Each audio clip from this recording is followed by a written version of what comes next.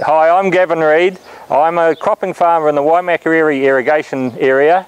Without water, we wouldn't be farming here anymore. I actually started irrigating when the scheme started in 1999, and without the water, we would have sold the farm. One of the problems that we have is that this scheme is not that reliable. So to make the best use of that, we've got to make sure that we're using our water to the best possible advantage so that the water will go as far as we possibly can.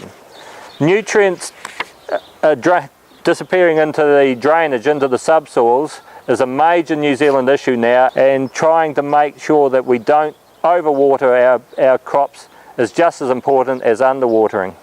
So we started giving these farmers a daily update of what is their soil doing at this point, the last 7 days, and what are the soil irrigation and drainage that they are getting in those soils, how much water they are losing due to evaporation, as well as the next 2-day, 6-day and 15-day rainfall and weather forecast. So we're looking at water storage. It's a major project going to cost about 25 million. Now the value in that is that it will give us reliable water to supply when we need it, but it's at quite a high cost. So we're trying to use the research data to allow us to make better decisions for irrigating our farms. We can then make decisions as to how long we're going to irrigate our paddocks, whether we change the rate that we irrigate at, also the length of time between returns on irrigating our crop. By using that information, it allows us to keep our soil profiles at the best levels so that we're not flushing water out the bottom, along with the valuable nutrients that we supply through the fertilizers that we put in. If you go around the scheme, you'll see lots of storage ponds built in the last 3-4 years. That says how important water is for these people.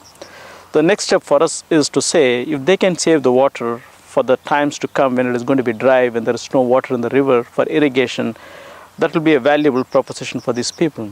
So what we started doing is, if you don't need to apply the water today, if the rainfall is going to come tomorrow and do the irrigation for you, don't use that water, leave it in the pond.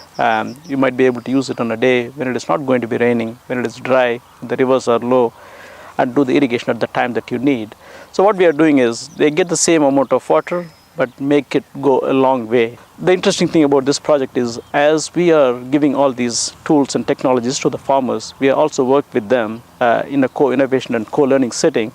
That way we are also learning as what is the best way to give the data to these farmers, and how do we reach out with the technology that we have and give them the best that we could.